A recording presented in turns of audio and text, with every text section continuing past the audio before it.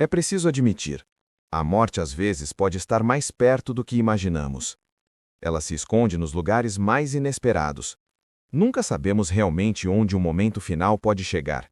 Talvez em uma rua escura e deserta, ou até mesmo no conforto do nosso próprio lar. Mas um jantar em família? Esse é o último lugar onde alguém imaginaria isso. No entanto, por mais estranho que pareça, é exatamente para onde essa história nos leva. A história de Kani Aung Laikian, um caso tão chocante que deixou toda a Malásia perplexa e até mesmo levou as autoridades a reexaminarem suas leis.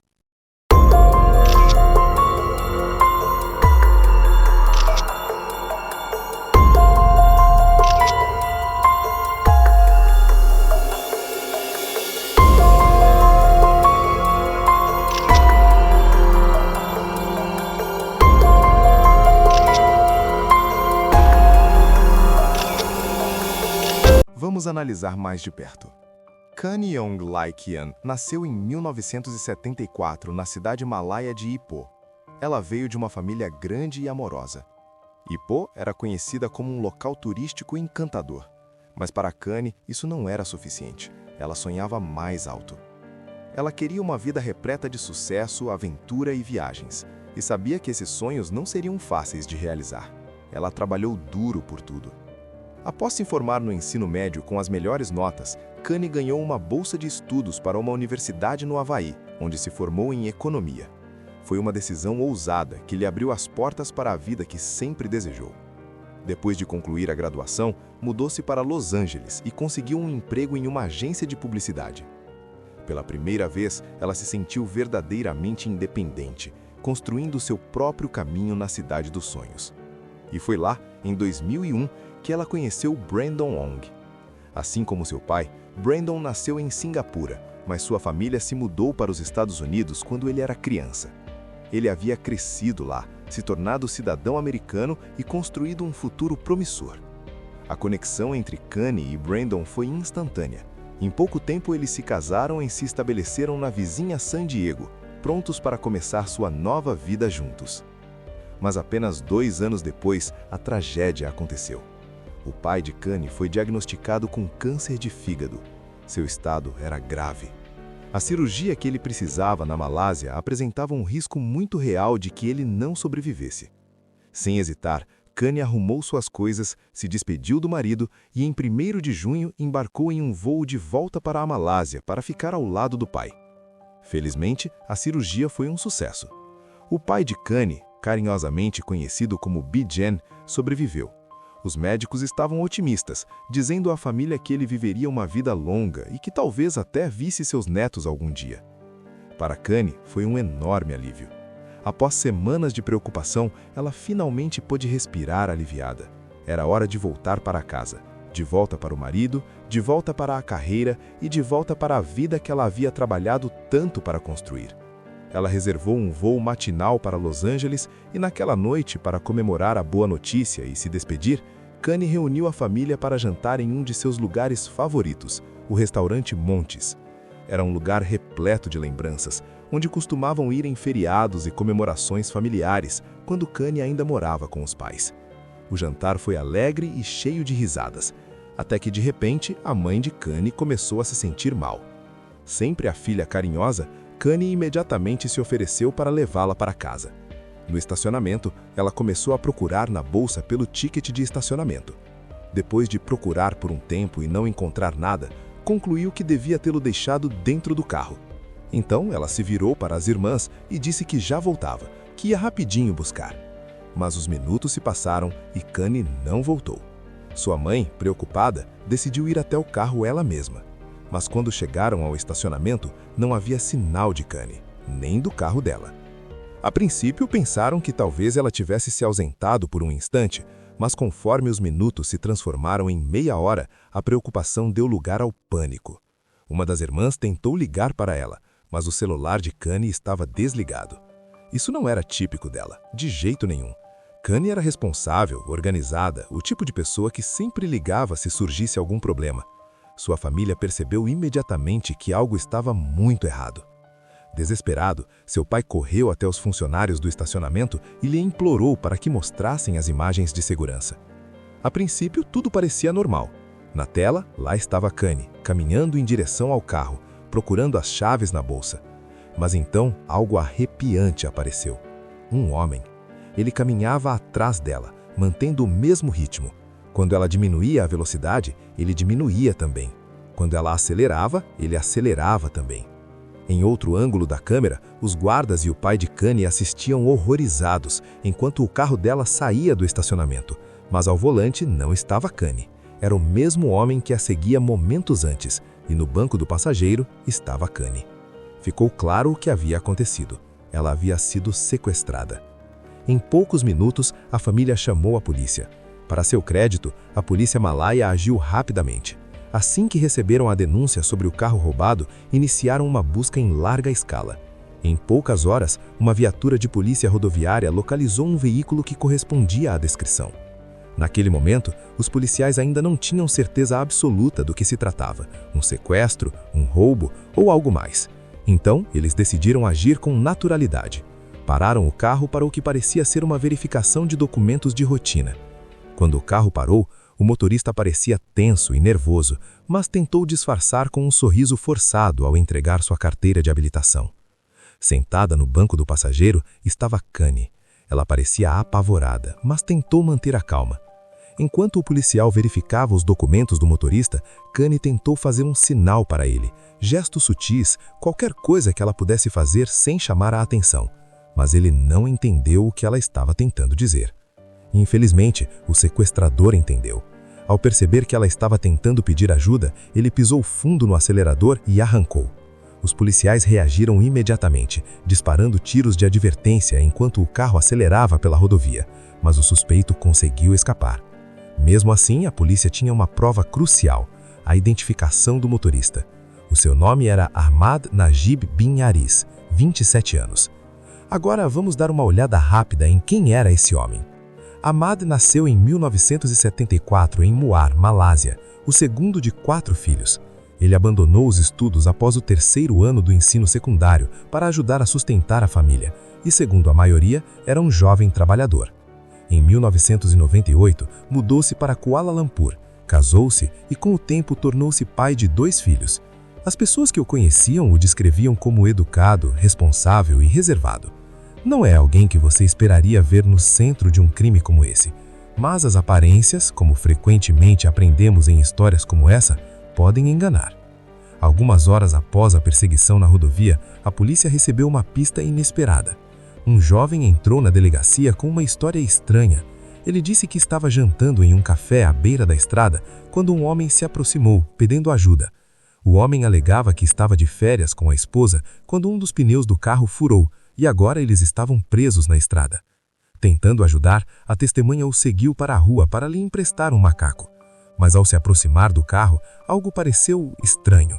Havia marcas de tiros na lataria do veículo e no banco da frente estava uma mulher aterrorizada que não parecia em nada uma esposa curtindo uma viagem de carro com o marido. Aquela mulher era Kanye. O tal marido nunca chegou a trocar o pneu. Ele apenas mexeu no macaco por um tempo, resmungou algo baixo e depois o devolveu. Foi nesse momento que a polícia percebeu com quem estava lidando. A mulher no carro era Kanye Ong e o seu sequestrador era Ahmad Najib Yaris. Mas, tragicamente, essa também foi a última vez que Kanye foi vista com vida. 3 dias depois, o corpo dela foi encontrado em um bueiro próximo a uma obra de construção. Estava queimado a ponto de ficar quase irreconhecível.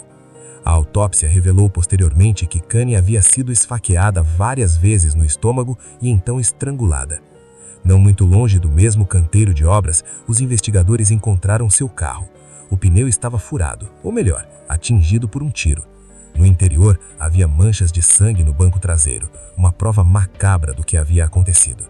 E aqui está a parte que chocou a todos.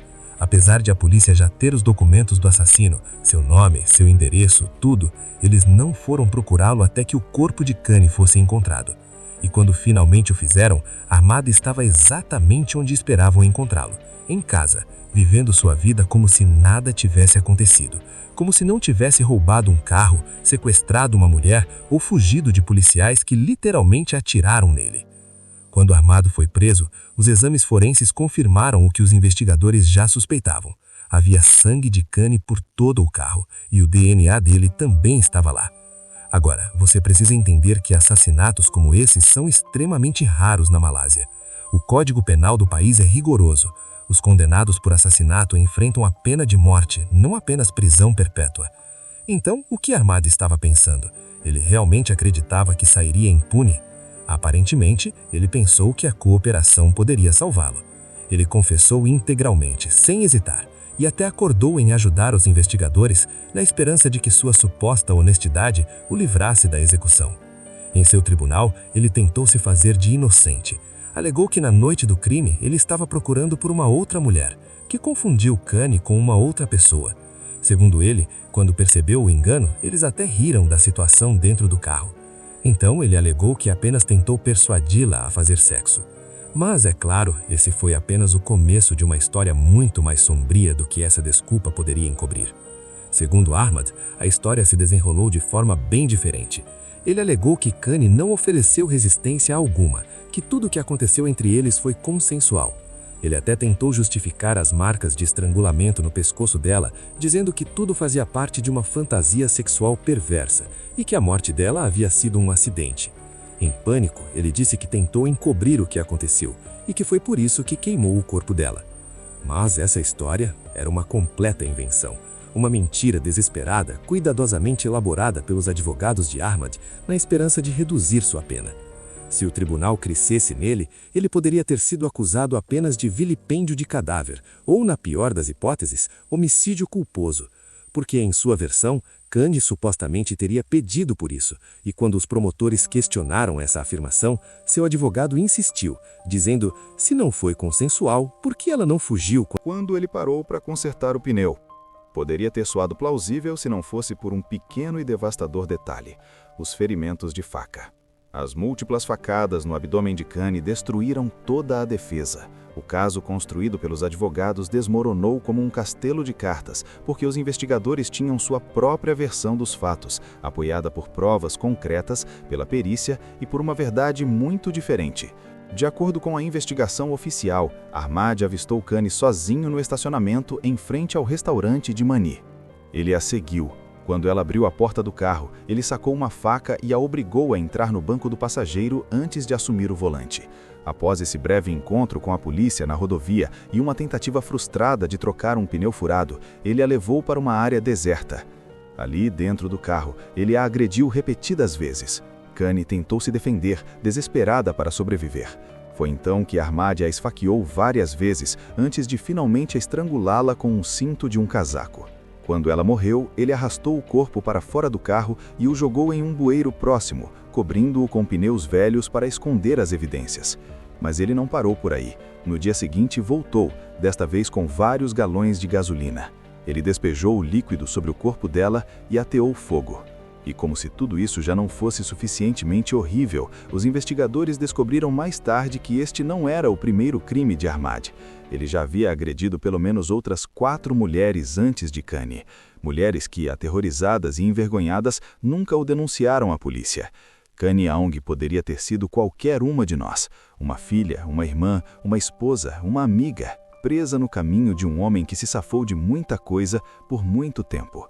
Finalmente, em 23 de fevereiro de 2005, após anos de audiências e atrasos, o tribunal proferiu o tão aguardado veredito.